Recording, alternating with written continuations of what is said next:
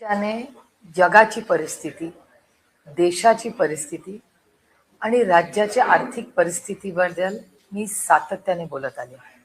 हा विषय आता राजकीय विषय नाही आहे, हा अतिशय गंभीर विषय. त्याच्यामुळे माझीही विनम्र विनंती आहे की आपणही सगळ्यांनी थोडंसं गांभीर्याने हा सगळ्यांनीच मिळून विषय घेऊया. आज सकाळीच आदरणीय पवार साहेबांनी एक ट्विट केलंय, आपण पाहिलं असेल तर, की ऑपरेशन सिंदूर जेव्हा पहलगामवर हल्ला झाला त्याच्यानंतर आदरणीय पवार साहेब हे पहिले नेते होते की हा देशावर हल्ला आहे. देशावर हल्ला झाल्यावर सगळे राजकीय मतभेद बाजूला ठेवून आपण सगळ्यांनी एकत्र येऊन काम केलं पाहिजे देशाच्या सुरक्षिततेसाठी. आणि त्यानंतर ऑपरेशन सिंदूरची सुरुवात झाली. माननीय प्रधानमंत्र्यांनी राजनाथ सिंगजींना एक कमिटी बनवायला लावली. योगायोगाने मलाही त्याच्यात काम करायची संधी मिळाली आणि देशाच्या वतीने आणि काँग्रेस पक्षाचंही खूप कौतुक की काँग्रेस पक्षाने सगळे राजकीय मतभेद बाजूला ठेवून आम्ही सगळे जगभर अनेक खासदार फिरलो. भारताचं वास्तव आणि भारतावर झालेला जो हल्ला आहे त्याचा निषेध करण्यासाठी आणि या हल्ल्याची काय परिस्थिती आहे, वस्तुस्थिती आहे सांगण्यासाठी. अशीच परिस्थिती आज झालेली आहे. तो भारतावर हल्ला होता आणि आज भारताच्या आर्थिक परिस्थितीवर हल्ला झालेला आणि हे होण्याची दाट शक्यता आहे. हे सातत्याने राहुल गांधीजी असतील, प्रियांकाजी असतील, अखिलेश भैया असतील, मी स्वतः असेल, आम्ही एकत्र पार्लमेंटमध्ये बसतो अशा कन्नी जी असतील, सगळे गौरव गोगोई जी असतील, हे सगळे आम्ही वारंवार बोलतोय. दोन गोष्टी मी आपल्याला निदर्शनात आणून देते की 2013 साली अर्थमंत्री चिदंबरम साहेब होते. चिदंबरमजींनी एक स्टेटमेंट केलं होतं एका प्रेस कॉन्फरन्समध्ये की जर 1 वर्ष या देशातल्या लोकांनी जर सोनं विकत घेतलं नाही तर आर्थिक परिस्थितीमध्ये खूप बदल होऊ शकतो, असं फक्त स्टेटमेंट त्यांनी केलं होतं. तेव्हा तत्कालीन गुजरातचे माननीय मुख्यमंत्री यांनी फार टोकाची भूमिका घेतली होती आणि त्यांचे शब्द आजही माझ्या लक्षात आहेत. कारण का एका महिलेला तिच्या मंगळसूत्राची काय भावना असतात त्याच्याबद्दल हे मी एक महिला म्हणून तुम्हाला सांगू शकते. आणि ह्या परिस्थितीमध्ये माननीय प्रधानमंत्र्यांचं एक स्टेटमेंट होतं की काय दिवस आलेत बघा की ह्या देशाचा अर्थमंत्री आज काय म्हणतोय की तुमच्या मंगळसूत्र विकत घेऊ नका, सोनं विकत घेऊ नका, इथपर्यंत युपीए सरकार पोचलंय असं माननीय तेव्हा तत्कालीन गुजरातचे मुख्यमंत्री म्हणले होते. कसं असतं बघा, ही 2013 सालची गोष्ट आहे. आज आपण 2026 मध्ये आहोत आणि माननीय गुजरातचे तत्कालीन मुख्यमंत्री आज या देशाचे प्रधानमंत्री आहेत आणि त्यांनी परवा स्टेटमेंट केलं की सोनं घेणं बंद करा. माझा पहिला मुद्दा अतिशय विनम्रपणे माननीय प्रधानमंत्र्यांना आहे की ठीक आहे, अडचण आली आहे.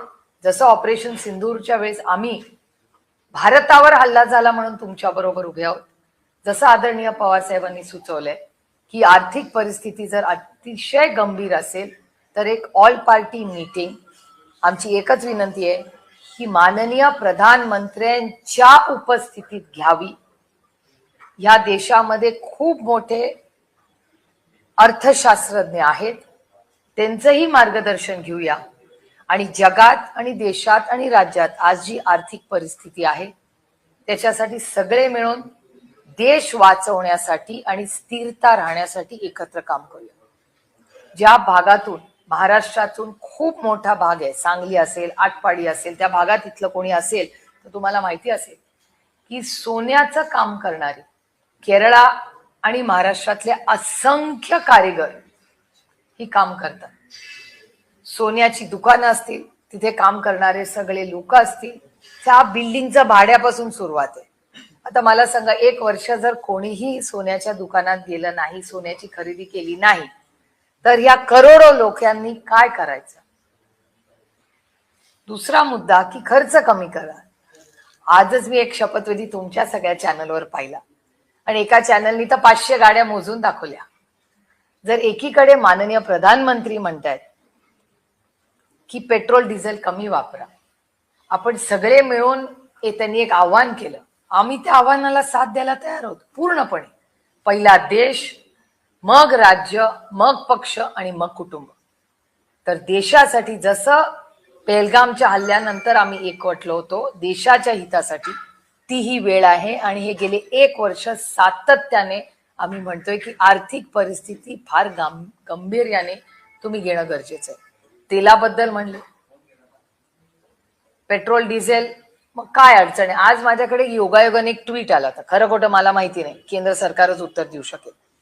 एक कोणीतरी एक ट्विट केलंय की असं नाही ना की आपल्याला जे सँक्शन्स रशियाने दिले ते 16 मे ला संपणार आहेत म्हणून तर नाही का हे स्टेटमेंट आलेलं. असे अनेक तर्कवितर्क सोशल मीडिया असेल, चॅनल्स असेल, वर्तमानपत्रात येत आहेत.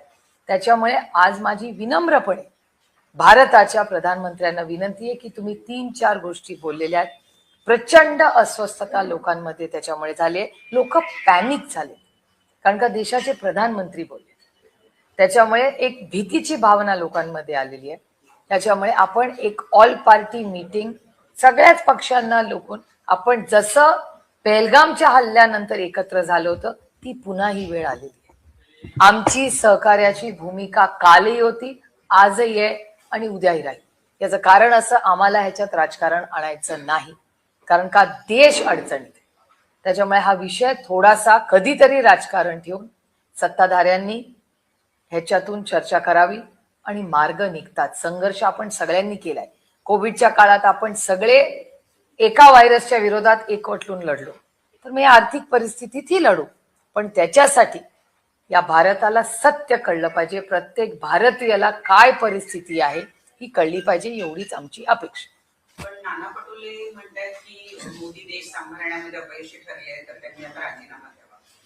बघा, अर्थातच आज समाजात जी चर्चा आहे किंवा तुम्ही मार्केट्स बघा, तुम्ही आज सगळे सोन्याचा व्यवहार करणारे, त्याच्यात काम करणारे सगळे लोक एकवटले, करोडो लोक त्या सगळ्या त्या बिझनेसमध्ये आहेत, त्या व्यवसायात आहेत. तर ते सगळे एकवटून माननीय प्रधानमंत्र्यांना विनंती करतायत की बाबा अशी स्टेटमेंट्स करू नका, काहीतरी मार्ग काढताय. त्यामुळे ही परिस्थिती अतिशय गंभीर आहे आणि कोणीही ती फार लाईटनी किंवा ही ती वेळ नाही.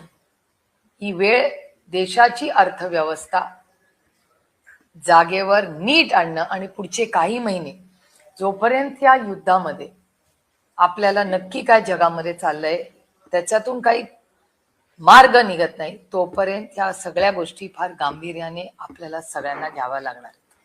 पंतप्रधान नरेंद्र मोदी फेल ठरलेत का त्यांच्या कारभारात? नाही, हा राष्ट्रवादीचा हा विषयच नाहीये. हा एक खूप सिरियस आहे. इकॉनॉमिक्स काय पक्षाचं नसतं. आमचं म्हणणं आहे की आज आर्थिक परिस्थिती ही होऊ शकते का, हे गेले 1 ते 1.5 वर्ष सातत्याने आम्ही सगळे म्हणतोय. आपल्याला आठवत असेल, याच सरकारने गोल्ड बॉन्ड्स केले होते, आठवतं तुम्हाला? आज त्या गोल्ड बॉन्ड्सची काय परिस्थिती आहे? मग हा लॉस आहे का? आणि मग लॉस असेल तर भारत सरकारने त्या गोल्ड बॉन्ड्स, हे गोल्ड बॉन्ड्स कुणाचे होते? भारत सरकारचे होते. 1.5 लाख कोटी रुपयाचे गोल्ड बॉन्ड्स भारत सरकारने दिले. त्याची काय परिस्थिती आहे? आणि जेव्हा माननीय प्रधानमंत्री एवढं स्टेटमेंट करतात तर सामान्य माणूस पॅनिक होणं साहजिक आहे ना. त्यामुळे मला आश्चर्य वाटतंय की एवढे मोठे म्हणजे नेते, जे एवढे मोठे अनुभवी नेते, त्यांनी जेव्हा असं स्टेटमेंट केलं तेव्हा हे प्रचंड अस्वस्थ करणार आहे. आणि मी जरी विरोधात असले तरी मी पॅनिक वाढेल माझ्या देशामध्ये अशी कुठलीही लाईन घेणार नाही. राष्ट्रवादी काँग्रेस पक्ष हे सातत्याने गेले 1.5 वर्ष म्हणतोय की आर्थिक परिस्थिती अडचणीत आहे. त्याच्यामुळे आम्हाला काय त्याच्यात नवीन वाटत नाहीये, कारण का आम्हाला दिसत होतं, भारत सरकारला का दिसत नव्हतं? Double digit growth, fastest growing economy, ही सगळी भाषणं ऐकून ऐकून मी तर पार्लमेंटमध्ये नेहमीच ऐकते ती. आणि दुर्दैव आहे की आजची आर्थिक परिस्थिती, आज देश संकटात आहे का? तर हो आहे. कोण त्याला जबाबदार काय, आता हे तू मेमे करायची वेळ नाही. पण राहुलजी, प्रियांकाजी, अखिलेशजी, स्टॅलिनजी, दीदी, सगळेच पक्ष विरोधक म्हणून नाही, पण आम्ही सगळे वारंवार हे म्हणत होतो आणि आज ते झालेलं आहे.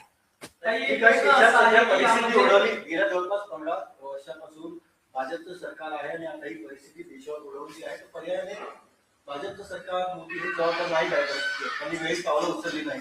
अर्थातच जबाबदार आहेत ना. अर्थातच जबाबदार आहे. जो सत्तेमध्ये आहे आणि आपली 70 साल में क्या किया, आता ती वेळ नाही. गेले 12-13 वर्ष एक हाती सत्ता त्यांची आहे. त्यांना नैतिकता दाखवावी लागेल आणि नैतिकता दाखवून त्यांनी आज जी आर्थिक परिस्थिती आहे त्याची जबाबदारी त्यांना घ्यावीच लागेल. आपण असं म्हणतात की हा काही राज्याचा मुद्दा नाही. तुम्ही आता नैतिकतेबाबत बोलत, मात्र ज्याप्रमाणे पंतप्रधान आवाहन करतायत, मात्र सरकारची ते नैतिक जबाबदारी नाही की तो खर्च त्यांच्याकडून तरी, म्हणजे त्यांच्या ज्या गाड्या आहेत, त्यांची जी कार्यक्रम आहे, तिथून तो कमी करायला पाहिजे. ती नैतिकता दाखवून लोकांना किंवा जनतेला संदेश द्यायला बघा, प्रत्येकाने स्वतःपासूनच सुरुवात करायची असते. त्याच्यामुळे अर्थातच जर माननीय प्रधानमंत्री म्हणतायत की या गोष्टी कमी केल्या पाहिजेत, पण माझा प्रश्न आहे की कमी करण्याचं कारण काय? जर आपले स्टॉक्स चांगले आहेत, सगळं व्यवस्थित आहे, तर मग हा पॅनिक का? मला ह्याची क्लॅरिटी पाहिजे. जर एकीकडे भारत सरकार म्हणतं आमच्याकडे सगळं आहे, तर मग पॅनिक कशासाठी? आणि मग डेटा काय? आणि भारत सरकारने पारदर्शकपणे हे वास्तव देशातल्या प्रत्येक नागरिकाला सांगितलं पाहिजे, कारण का ही काळाची गरज आहे. आणि माझं म्हणणं आहे की एक्सटर्नल अफेअर्स मंत्रालय तेही नेगोशिएट करतात, तेही आम्हाला ब्रीफिंग करत असतात. त्यामुळे ते कुठपर्यंत गेले, म्हणून एक ऑल पार्टी मीटिंग माननीय प्रधानमंत्र्यांच्या अध्यक्षतेखाली ही झाली पाहिजे. आमची सहकार्याची भूमिका मी पुन्हा सांगते, कालही होती, आजही आणि उद्याही राहील. पण ह्याच्यासाठी आम्हाला वास्तव जे आम्हाला दिसतंय ते भारत सरकारला दिसतंय का, आणि ते पारदर्शकपणे जसं आम्हाला सांगितलं पाहिजे तसं तुम्हालाही सगळ्यांना सांगितलं पाहिजे. असं म्हणतायत की ही परिस्थिती काही आपल्या एकट्या देशावर आलेली नाहीये. जपान असेल, चीन असेल, इतर देशांमध्ये जी भयंकर परिस्थिती ओढवली आहे त्या तुलनेत आपल्या देशाची परिस्थिती चांगली आहे, आणि यासाठी मोदी सरकारचं जे आंतरराष्ट्रीय धोरण आहे ते जबाबदार आहे. आपल्या देशाची परिस्थिती इतकी वाईट अजून आलेली नाही. एक तर माझ्या वडिलांच्या वयाचे माननीय भुजबळ साहेब आहेत, त्याच्यामुळे त्यांनी एखादी गोष्ट बोलली तर मी बोलणं योग्य नाही, पण खूप विनम्रपणे त्यांचा वयाचा, पदाचा, त्यांच्या अनुभवाचा विनम्रपणे मान ठेवून लहान तोंडी मोठा घास घेते, त्याच्यामुळे मला त्यांनी माफ करावं.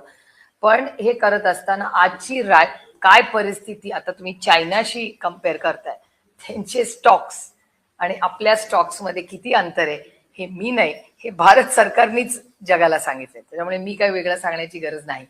आणि जेव्हा आम्ही गेले 1.5 वर्ष आणि हे सरकार झाल्यापासून मला एक सांगा की एवढा मोठा कॅम्पेन झाला 5 राज्यांमध्ये, तेव्हापासून आम्ही म्हणत होतो ना की इलेक्शनचा रिझल्ट लागल्या ही भाव होणार आहे, काटछाट होणार आहे, होतंय की नाही तसं.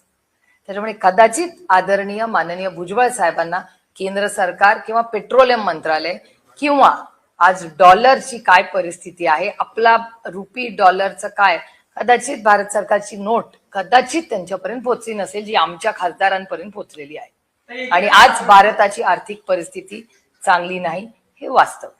एकीकडे सार्वजनिक वाहतुकीचा वापर करावा असं सांगितलं जातं. बेस्ट असेल, मेट्रो असेल, रेल्वे. आधीच रेल्वेमध्ये भार आहे, परिस्थिती आपण पाहतोय. मेट्रोमध्ये गर्दी आहे, काही ठिकाणी मेट्रो खाली आहे. बसची अवस्था काय, बीएसटी किंवा एसटी ची अवस्था काय, असं वाटतं ती क्षमता आहे सध्या सरकारी वाहतूक? नाही, माझं म्हणणं आहे कटछाट करायची असेल त्याची आपण करायला पाहिजे ना पहिल्यापासून. पहिले प्रायव्हेट प्लेन आणि हेलिकॉप्टर पासून सुरू करूया ना. सर्वसामान्य माणूस बिचारे काही कामासाठी कुठे कुठे बाहेर जात असतात, ते बिचारे आपलं डिले झालं काय झालं सगळे फिरत असतात. पहिलं महाराष्ट्र सरकारचं, माझा तर भाऊ त्या चार्टरमध्येच गेला हो. त्याच्यामुळे पहिलं महाराष्ट्र सरकारनी जर खरंच खर्च कमी करायचे असेल, जे करोडो रुपये प्रायव्हेट प्लेन आणि हेलिकॉप्टरवर खर्च करतात महाराष्ट्र सरकार, त्याच्यापासून सुरुवात करूया ना. कुठेतरी कट शॉर्ट करायचं. आणि एखादा कार्यक्रम चुकला किंवा रात्रीचा प्रवास करून ट्रेननी गेला तर काय हरकत नाही, घाई काय. रोहित पवार यांनी आता थोड्या वेळापूर्वी एक ट्विट केलेलं आहे, ज्याच्यामध्ये भाजपचे मुंबईचे जे अध्यक्ष आहेत त्यांचा ताफामध्ये 25 गाड्या दिसल्याचं त्यांनी म्हटलेलं आहे. आणि म्हटलं की मुंबईतले त्यांचेच अध्यक्ष जर त्यांच्या पंतप्रधानांनी केलेल्या आव्हानाला इतका मान देत असतील तर मग इतरांनी विचारच करायला. नाही, हे आरोप अगदी बरोबर आहे रोहितचा. याचं कारण आसाममध्ये पण किती चार्टर प्लेन्स गेलेत ते विचारा ना तुमच्या रिपोर्टरला. आणि म्हणजे एक तर चार्टर प्लेन करून एवढा मोठा कार्यक्रम, हेमंत बिस्वा शर्मांच्या आणि एक तर ते काँग्रेसमध्ये होते, त्याच्यामुळे माझे अतिशय जवळचे संबंध आहेत. त्यांना आमच्या सगळ्यांच्या मनापासून शुभेच्छा आहेत. ते खूप मोठं यश त्यांना तिथे मिळाले, शुभेच्छा आहेत. पण परवाच दिवशी जर प्रधानमंत्री एवढा मोठा सगळ्यांना ते म्हणलेत पब्लिक ट्रान्सपोर्टनी, तर हे सगळे चार्टरनी जाण्यापेक्षा कमर्शियल आहेत ना विमानं जायला गुवाहाटीला. खूप लोक जातात गुवाहाटीला. आम्ही सामान्य माणूस तर तू साध्याच प्लेननी जातो ना, इंडिगोनी वगैरे. त्याच्यामुळे तसे गेले असते तर आम्हाला आनंद वाटला असता. आम्ही प्रयत्न करतोय माननीय प्रधानमंत्र्यांचा मान सन्मान ठेवायचा, तसा सगळ्यांनी करावा. कारण का आमच्यासाठी राजकारणाच्या पुढे जाऊन आम्हाला देश जास्त प्रिय. इलेक्शन होतील आणि जातील, पण देश टिकला तरच बाकीचं टिकेल. एकीकडे हे सगळं संकट तर ओढावलेलं आहे, परंतु जी नीट परीक्षा आहे, नीट परीक्षेचा पेपर देखील फुटलाय. आता या सगळ्या संदर्भात आता सीबीआय कडनं पुढील तपास केला जाणार आहे. विद्यार्थ्यांचं देखील भविष्य अंधकारमय आहे काय? मला आश्चर्य एका गोष्टीचं वाटतं, एवढं आर्टिफिशियल कृत्रिम बुद्धिमत्ता इतकं पुढे जग चाललेलं आहे आणि आपला पेपर फुटतो कसा? म्हणजे मला आणि लगेच मग सीबीआय वगैरे त्यांनी घातलं. म्हणजे सीबीआयची वेळच का यावी? आणि म्हणजे दुर्दैव आहे की ईडी आणि सीबीआय ह्या खूप म्हणजे एक काळ असा होता त्यांच्याबद्दल खूप आमच्या सगळ्यांच्या मनात खूप मान सन्मान होता. पण हे दुर्दैव आहे की आज ईडी आणि सीबीआय सारख्या संस्था ज्या पद्धतीने त्याच्या मागची जी अदृश्य शक्ती आहे, त्या अदृश्य शक्तीमुळे नक्की काय होतं तुम्हाला माहितीये. ईडी आणि सीबीआयचे हे दुर्दैव आहे की तिथले ऑफिसर वगैरे सगळं अतिशय पारदर्शक काम करतात, पण अदृश्य शक्तीमुळे आज त्यांचा जो रेकॉर्ड आहे, जे आउटकम्स असतात, निर्णय प्रक्रियेपर्यंत केसेस जातात, तो 1% कमी आहे. जे 99% इधर वॉशिंग मशीन मध्ये जातात, सुटतात. काय होतं मला आता त्यात ती वेळ नाही, पण 1%. आणि हा माझा डेटा नाही, हा भारत सरकारचा डेटा आणि सरकार त्यांचंच. त्यामुळे नीटच्या परीक्षेमध्ये जी घटना घडली त्याचा जाहीर निषेध आपण सगळ्यांनीच केला पाहिजे. कारण एक आई म्हणून पण मी तुम्हाला सांगते की, आणि तुम्ही सगळे पालक आहात, की प्रत्येकाच्या आयुष्यात ते KG to PG प्रत्येक वर्षी परीक्षा, ऍडमिशन ह्याच्यात आई वडील किती आटापिटा करून, त्रास घेऊन, कष्ट करून त्या मुलांसाठी मेहनत करत असतात. आणि त्यातून त्या प्रत्येक वयोगटाला म्हणजे आता मला वळून वाटतं, अरे काय उगाच कशाला आपण त्या KGचा आणि 5वीचा आणि 9वीची परीक्षा आणि 10वीच्या बोर्डचं एवढं केलं. पण त्यावेळी जेव्हा आपण पालक त्या रोलमध्ये असतो तेव्हा ते वर्ष त्या आई वडिलांसाठी आणि मुलासाठी अतिशय महत्वाचं असतं. आणि नीटची जी लेवल आहे ती तर आयुष्यातली सगळ्यात मोठा टर्निंग पॉइंट तुमच्या करिअरचा आहे. आणि हा पेपर जर फुटू शकतो तर काय बोलायचं या सरकारबद्दल. आणि NEP न्यू एज्युकेशन पॉलिसी आली, नवीन यंत्रणा आली. अहो आधार कार्ड आमच्या मनमोहन सिंग साहेबांनी आलं, किती इफेक्टिव्हली चाललं. मग आधार कार्ड देशात होऊ शकतो आणि एक नीटची परीक्षा घेऊ शकत नाही, म्हणजे दुर्दैव आहे आणि पूर्णपणे त्या यंत्रणेचं अपयश. पहिलं मराठी राष्ट्रवादी अजित पवार यांच्या राष्ट्रवादी पक्षाच्या एका पत्राने झाली. ते पत्र आहे केंद्रीय निवडणूक आयोगाला दिलेलं पत्र, आणि त्या पत्रामध्ये पुन्हा एकदा प्रफुल्ल पटेल यांचा कार्यकारी अध्यक्ष असा उल्लेख नाहीये. सदस्यांची जी यादी जोडली आहे त्याच यादीमध्ये प्रफुल्ल पटेल, सुनील तटकरे आणि इतर सदस्यांचा उल्लेख केलाय. त्यामुळे गेल्या वेळेला म्हणाले होते की चूक झाली, याही वेळेला सुनेत्रा पवार यांचे ट्विट आहे की चूक झालेली आहे. एकाच व्यक्तीच्या बाबतीत वारंवार चूक होणं हे जरा आश्चर्यकारक नाही का वाटतं? खरं सांगू का, हा त्यांच्या पक्षाचा अंतर्गत प्रश्न आहे. पण एक मी तुम्हाला जबाबदारीने सांगते, आणि हा कुणावर आरोप नाही किंवा काही, पण जेव्हा पक्ष एक होता ना, एक वेळ माझं नाव गळू शकत होतं पण प्रफुल्लभाईंचं नाही. म्हणजे आदरणीय पवार साहेबांच्या नावानंतर एक नाव त्या पक्षाने होतं की ते प्रफुल्लभाईंचं असायचं. त्याच्यानंतर दादा, भुजबळ साहेब, सुनील तटकरेजी, RR आबा वगैरे, जयंतराव वगैरे सगळे आम्ही असायचो. पण म्हणजे हे मी वास्तव तुम्हाला सांगते की म्हणजे शेवटी तो त्यांचा पक्षाचा अंतर्गत प्रश्न आहे. टायपो एरर आहे, नाहीये, कुणाची चूक आहे, मला ह्याच्यात पडायचं नाही. तुम्ही दुसऱ्याच्या घरात कशाला बघू. पण हे मला गंमत एवढीच वाटली कारण माझ्या म्हणजे मी तुमच्या चॅनलवरती बातमी पाहिली आणि मला खूप गंमत वाटली. म्हटलं अरे पक्ष एक असताना कुणाची हिंमत प्रफुल्लभाईंचं नाव कधी घालवायची. पण आता त्यांच्याकडे काय चाललंय याची मला खरंच फारशी काय माहिती नाही. परंतु ज्या प्रफुल्ल पटेलांनी म्हणजे शरद पवारांची साथ सोडली त्यांना योग्य ती वागणूक मिळाली. हे बघा, आता कोण कोणाला कसं वागवतं, कोण किती सहन करू शकतं, नाही करू शकत, हा प्रत्येकाचा अंतर्गत प्रश्न आहे ना. त्यामुळे काही लोकांची सहनशीलता जास्त असते, कमी असते. आता ह्याच्यावर मी कसं काय बोलणार? आणि यावेळेस जागतिक अर्थमंदी जेव्हा आली होती त्यावेळेस पंतप्रधान मनमोहन सिंग होते, त्यावेळेस त्याची झळ आपल्या देशाला त्यांनी बसू दिली होती. आता अशा प्रकारचं जे नेतृत्व आहे ते या सरकारमध्ये ना, त्याच्यामुळे हे सगळं होतंय. का हा पॉलिसीचाच विषय आहे आणि सातत्याने मी स्वतः ह्याच्यावर बोललेले आहे. कारण हा काही विरोधी नाही. तज्ज्ञ आपल्या देशात खूप आहेत आणि चांगले अर्थतज्ञ आहेत. आणि आपल्याला आठवत असेल की ओबामाजींनी जेव्हा त्यांचं पुस्तक लिहिलं होतं तेव्हा त्यांनी मनमोहन सिंग साहेबांना स्वतःचा गुरु म्हणलं होतं. आणि या जगामध्ये सगळ्यात चांगले जे अर्थतज्ञ आहेत त्याच्यापैकी एक डॉक्टर मनमोहन सिंग जी आहेत, हे आम्ही त्यांना नेता मानतो फक्त म्हणून नाही, पण प्रेसिडेंट ओबामाहीनीही त्यांच्या पुस्तकात त्याचा उल्लेख केला. त्यामुळे कधी कधी असं असतं की सरकार चालवत असताना सगळ्यांना एकत्र घेऊन जायचं असतं. त्याच्यामुळे आज आमची एवढीच विनंती आहे, आम्हाला राजकीय आता तू मेमे करण्यात राष्ट्रवादी काँग्रेस पक्ष आणि आदरणीय पवार साहेबांनी कधी असं राजकारण केलं नाही. पेलगाम हल्ल्यानंतरही साहेबांचंच पहिलं स्टेटमेंट आलं की आपण सगळ्यांनी एकत्र ह्याच्या विरोधात लढलं पाहिजे. आजही आदरणीय पवार साहेबांचं ट्विट जर तुम्ही पाहिलं असेल तर त्यांनी तातडीने प्रधानमंत्र्यांच्या नेतृत्वाखाली, हे सगळ्यात महत्वाचं आहे की प्रधानमंत्र्यांच्या नेतृत्वाखाली एक ऑल पार्टी मीटिंग झाली पाहिजे. कारण का मग सविस्तर चर्चा होते आणि सविस्तर चर्चा करून आमची सहकार्याची भूमिका, अर्थतज्ञांना बोलवा त्या मीटिंगला, फक्त आम्हाला सांगू नका.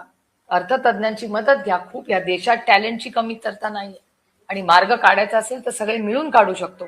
पण वास्तव खरं काय हे पारदर्शकपणे भारत सरकारने देशाला सांगितलंच पाहिजे. हे मला असं वाटतं की इतका मोठा मॅन्डेट मिळाल्यानंतर हे सरकारची नैतिक जबाबदारी. नाही, तामिळनाडूमध्ये टीव्हीकेचं गव्हर्नमेंट बसलेलं आहे, परंतु टीव्हीकेचं गव्हर्नमेंट बसत असताना डीएमके बरोबर सातत्यानं पक्ष असलेला काँग्रेस आता टीव्हीके बरोबर जाऊन बसलाय. त्याच्या संदर्भात आता कनिमोझी यांनी लोकसभा अध्यक्षांना पत्र दिलं की लोकसभेमध्ये आम्हाला काँग्रेसच्या बाजूला बसू नका, वेगळं सिटिंग अरेंजमेंट करून द्यावं. इंडिया आघाडीमध्ये डीएमके हा महत्वाचा पक्ष होता तामिळनाडूमधला. कुठेतरी विसंवाद आता इंडिया आघाडीमध्ये येताना पाहायला मिळतोय. मी ही बातमी तुमच्या चॅनलवर आणि वर्तमानपत्रात पाहिली, मला वाचण्यात आली माझी बातमी. त्याच्यानंतर मी थोडीशी माहिती घेतली. त्या माहितीमध्ये असं मला कळलं की माननीय चिदंबरम साहेब हे त्यांच्याशी बोललेले आहेत. त्यांनी डीएमकेला कॉन्टॅक्ट केलेला आहे काँग्रेसच्या वतीने. राहुलजीही स्टॅलिनजींशी बोललेले आहेत. त्यांनी काय वास्तव झालं, कसं काय झालं ह्याचंही दोघांमध्ये सविस्तर चर्चा झाली. त्याच्यामुळे पुढच्या काही दिवसामध्ये ह्याच्याबद्दल त्यांच्यामध्ये सुसंवाद कसा होईल ह्याच्यात आम्ही सगळेच इंडिया अलायन्सचे जे मित्रपक्ष आहोत हे त्याच्याची सविस्तर चर्चा आमची सगळ्यांची होईलच. पण त्याचबरोबर आज इंडिया अलायन्स पूर्णपणे आजची देशाची जी आर्थिक परिस्थिती आहे किंवा आदरणीय प्रधानमंत्र्यांचं जे स्टेटमेंट परवा आलेलं आहे त्याच्यामुळे आम्ही सगळे काळजीत आहोत, चिंतेत आहोत. आणि इंडिया अलायन्स सातत्याने हे होणार आहे हे आमच्या भाषणात येत होतं आणि ते वास्तव आज तुम्ही बघताय. राज्यातला आंबा बागायतदार जो तो अडचणीत आलेला आहे, याबाबत आज राजू शेट्टींनी पवार साहेबांची भेटही घेतली. 15 तारखेला सगळ्याचं आंदोलन आहे, स्वतः राष्ट्रवादी देखील आंदोलन करणार आहे. काय या सगळ्याचं प्लॅन असणार आहे? आंबा बागायतदारांसाठी राज्य सरकारकडून मदत घोषित आहे. नाही, आंबा नाही, कांद्याची काय वेगळी परिस्थिती नाहीये किंवा ऊसाची पण काय फार परिस्थिती चांगली नाही. आजचा शेतकरी, आजचा कंबरड मोडण्याचा पाप आजच्या सरकारने केलेला आहे. कर्जमाफी करू म्हणले पण ती पूर्णपणे झालेली नाही. ती मला तरी, आणि मला आठवतं की 30 जूनला पैसे येतील असं काहीतरी वाचण्यात आलं होतं. पुढे काही नाही. सगळीकडे पाऊस असेल, त्या पद्धतीने नुकसान झालेलं आहे. तिथेही पूर्णपणे प्रशासनाने जेवढी कामं करायला पाहिजे ती होताना दिसत नाहीत असं वर्तमानपत्र फील्डवर आणि चॅनल्सवर दिसतं. त्याच्यामुळे आज महाराष्ट्रातला आणि देशातला शेतकरी हा अडचणीत आलेला आहे आणि हे विषय सगळे फार प्राधान्याने आणि जबाबदारीने महाराष्ट्र आणि भारत सरकारने त्याच्यात लक्ष घातलं पाहिजे. आम्ही पूर्णपणे त्या शेतकऱ्यांच्या बरोबर आहे जो आज अडचणीत आहे. आणि राष्ट्रवादी काँग्रेस पक्ष, शरदचंद्र पवार हा जोपर्यंत पक्ष आहे तोपर्यंत, श्वासात श्वास आहे तोपर्यंत ह्या देशातल्या काळ्या मातीशी इमान राखणाऱ्या शेतकऱ्याबरोबर आम्ही उभं राहू. नीट पेपर लीक हो चुका है, अभिभावक परेशान है, बच्चे परेशान है जो सालों से मेहनत कर रहे हैं, क्या कहना है? नहीं, इसका मैं खंडन करती हूँ. इस 21 की सदी में हम लोग बैठे हैं. आर्टिफिशियल इंटेलिजेंस में देश और दुनिया आगे बढ़ रही है और हमारे यहाँ पेपर लीक हो रहे हैं। मुझे विश्वास नहीं हो रहा है कि ऐसी चीज भी हो सकती है। और ये पूरा उसका इन्वेस्टिगेशन होना चाहिए। सिर्फ सीबीआई को देने से कुछ नहीं होगा, एक दिन न्यूज बनेगी, आगे क्या? वो बच्चों का कोई सोचे, उनके पेरेंट्स का कोई सोचे। कितनी मेहनत से 22 लाख बच्चे आज दे रहे, उनका करियर का सवाल है। तो ये बहुत गलत बात हुई है और इसके लिए जिम्मेदार ये पूरी सरकार और उसका सिस्टम है। नहीं, महाराष्ट्र में कल रात से एक टाइपिंग मिस्टेक की बहुत ज्यादा चर्चा हो रही है। क्या अजीत दादा की खेमे में ये जो टाइपिंग मिस्टेक का दौर शुरू हो गया है और कई दिग्गज नेताओं के नाम गायब हो रहे हैं, आपको लगता है कि एक सिर्फ क्लेरिकल मिस्टेक है या पावर सेंटर शिफ्ट होने जा रहा है पार्टी? वो नहीं मैं कह सकती। एक तो दूसरे के घर में मैं क्यों झांकू, इसलिए मैं ज्यादा उस पर कुछ नहीं बोलना चाहती। लेकिन बड़ी विनम्रता से मुझे आपने सवाल पूछा, इसलिए मैं कहना चाहती हूँ कि एक जमाना था जब हम सब साथ में काम कर रहे थे, तो इस पार्टी में पवार साहब के बाद सिर्फ प्रफुल्ल भाई का नाम लिया जाता था और शायद मेरा भी नाम ड्रॉप हो सकता था, लेकिन प्रफुल्ल भाई का नहीं हो सकता था।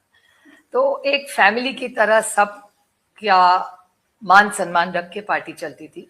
लेकिन अभी मैं इस पे कुछ नहीं टिप्पणी कर सकती क्योंकि उनके गट में क्या चल रहा है मुझे पता नहीं। लेकिन ये टाइपिंग मिस्टेक्स कैसी हो रही है, कौन कह रही है, मेरे ख्याल से आपको उनके ही गट के लोगों के पूछना पड़ेगा, उनको ही पता होगा।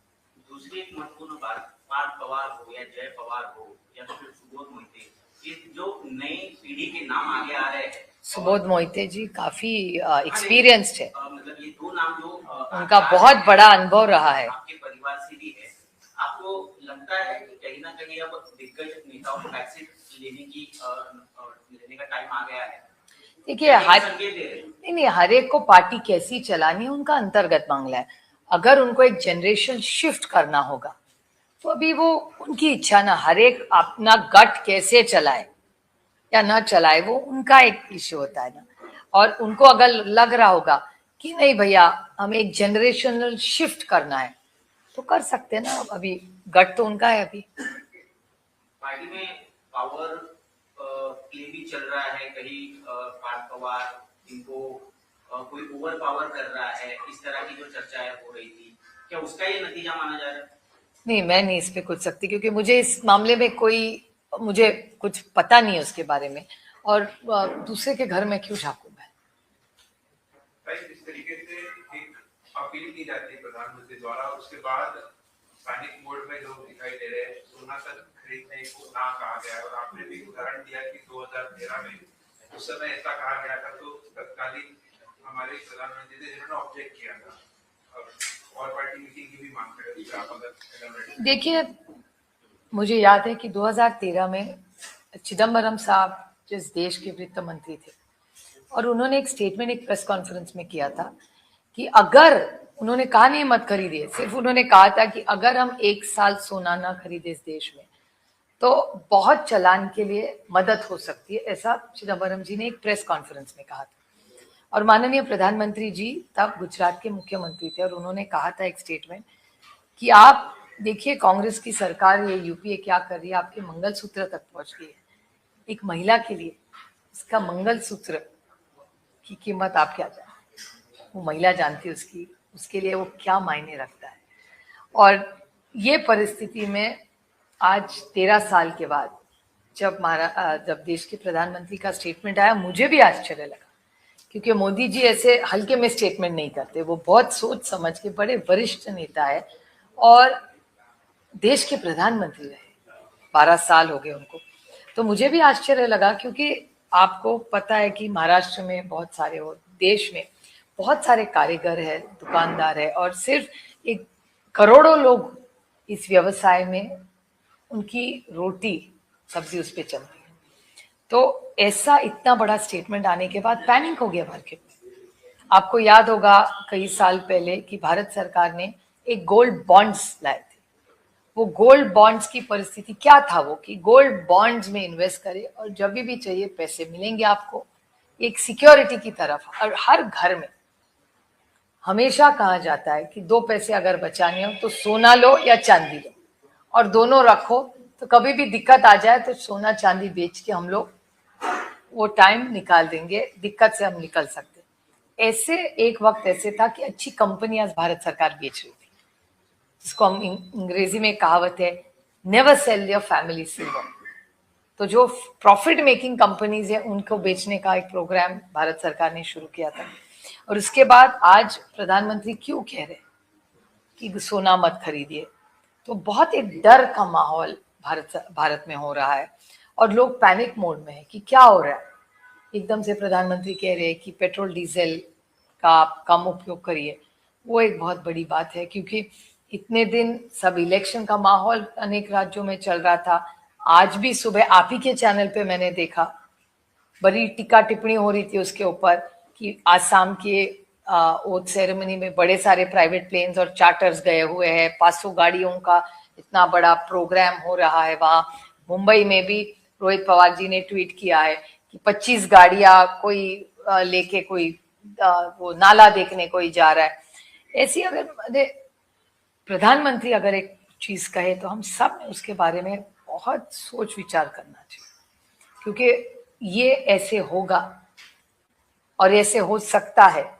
1.5 साल से हम सब इंडिया अलायंस के जो घटक पक्ष है हम कहते आ रहे हैं कि भैया सोचिए दुनिया में क्या चल रहा है, इकोनॉमी क्या चल रही है, क्या परिस्थिति है। और राहुल जी, प्रियंका जी, अखिलेश भैया सबके अगर आप, स्टैलिन जी, आप उनके सब और मेरे खुद के अगर आप पार्लियामेंट के सब भाषण 1-1.5 साल के लिए इकोनॉमिक क्राइसिस के बारे में हम सब कहते आ रहे हैं, लेकिन हमने तो मांग भी की थी। आपको याद होगा मैंने गौरव गोगोई जी ने ही मांग की थी। अभी जो सत्र हुआ था महिला आरक्षण वाला, उसमें हम कह रहे थे आप ये सब इकोनॉमिकल सिचुएशन, आर्थिक व्यवस्था और ये जो युद्ध दुनिया में हो रहा है इसके बारे में सब डिस्कशन होना चाहिए। और आज भी आप ही के चैनल ने भी दिखाया, पवार साहब ने एक ट्वीट किया है कि देश की अर्थव्यवस्था के बारे में बहुत सारे सवाल खड़े हो रहे हैं और माननीय प्रधानमंत्री जी के स्टेटमेंट के बाद लोग डरे हुए हैं। तो एक ऑल पार्टी मीटिंग माननीय प्रधानमंत्री जी के अध्यक्षता में, क्योंकि प्रधानमंत्री जी होना जरूरी है, स्टेटमेंट भी उनका है, तो एक कॉन्फिडेंस हम सबको देना पड़ेगा। और हम कल भी, आज भी और कल भी, अगर देश दिक्कत में होगा तो हम देश के साथ खड़े रहेंगे। हम इसमें राजनीति नहीं करना चाहते, लेकिन राजनीति से उठकर आज जो सत्ता में है उनको सच देश को बताना पड़ेगा। Anything else? Thank you.